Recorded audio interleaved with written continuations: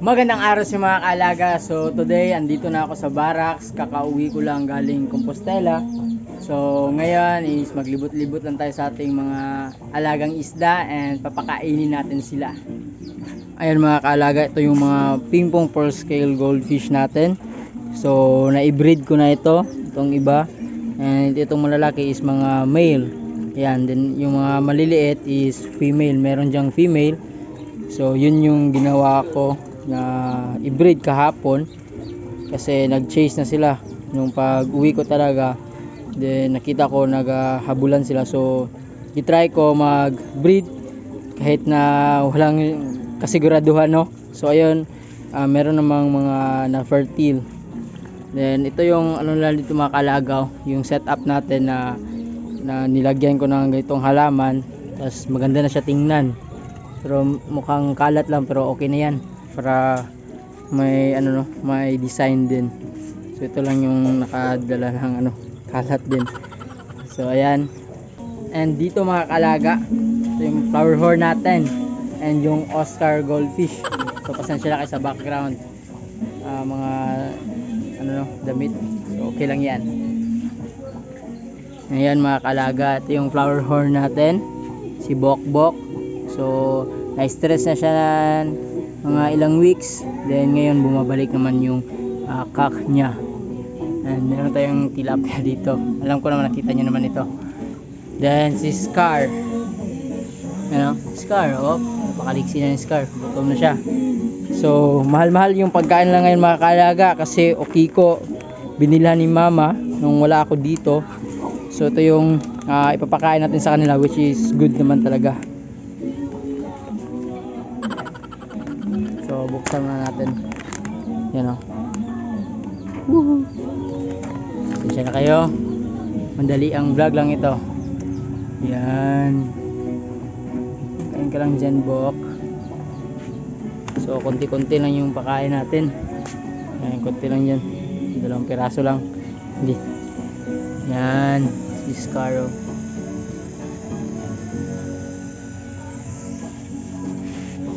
So maganda ito for flower horn or mga cichlids na mga kapamilya nila. And dito nga po pala yung sinabi kong i-breed ko. Yan.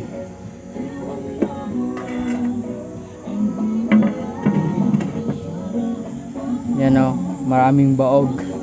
Pero may nakita naman akong na fertile.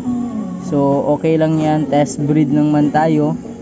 So yung problemahin na lang din natin is yung pagkain nila, which is the BBS or Dapya.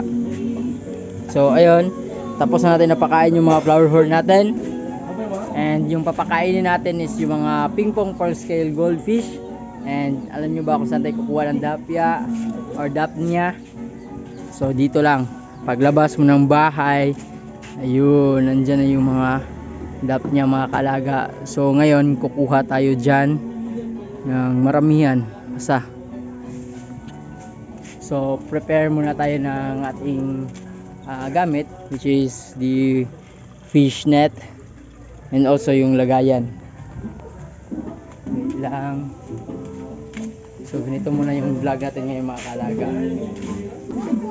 Yan, may nakita tayo dito. So ito na lang yung gagamitin natin. Then yung ginagawa ko, basta kumukuha ko ng dap niya para hindi agad mamatay, is dito ako kumukuha ng tubig nga dito. Yan. So let's do it, let's G. Yan mga kalaga, palabas na tayo. So nandito lang yung mga pagkain nila. Yan. So para maniwala kayo, try ko kumuha. Yun. Magugulat na lang kayo, may reddish na sa ating fish net. Yan o. Yan, so may dap niya yan dito, kaso lang oily. So linisan na naman natin ito ng maigi para malinis yung pagkain nila. Yan.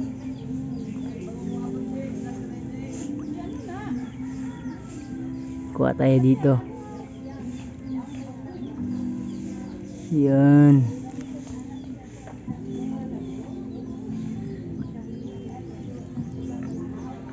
Oh. So marami to dito mga kaalaga.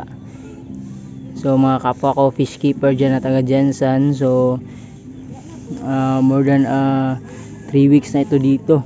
So hindi ko lang pinost or sinabihan yung mga kapwa ko fish keeper para masolo ko lang yung area. Yan, tapusin ko lang ito mga kaalaga. Shout out dahil sa duwa dayo. Okay. So ayan mga kaalaga, so okay na to. So napakarami na yan, no? Yan.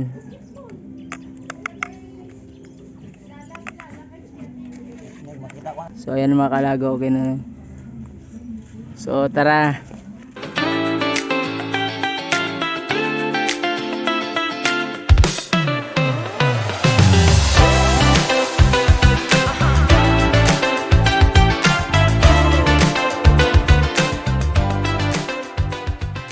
So ayan mga kaalaga, malinis na. So reddish talaga yung color niya. Yan, so lagay natin to lahat. Ano, kauno na nila.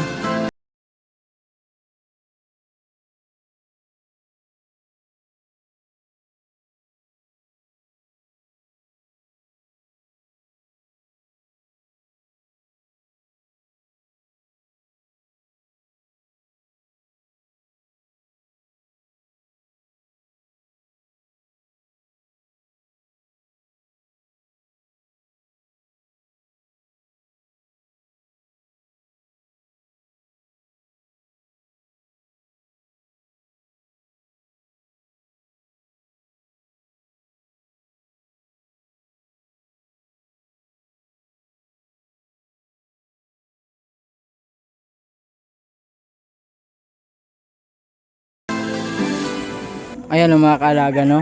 Enjoy na enjoy sila sa kanilang live foods na dapnya or moy na dapnya. Yan. So, mga ping pong, pearl scale. So siguro mga kaalaga, hanggang dito lang yung vlog natin.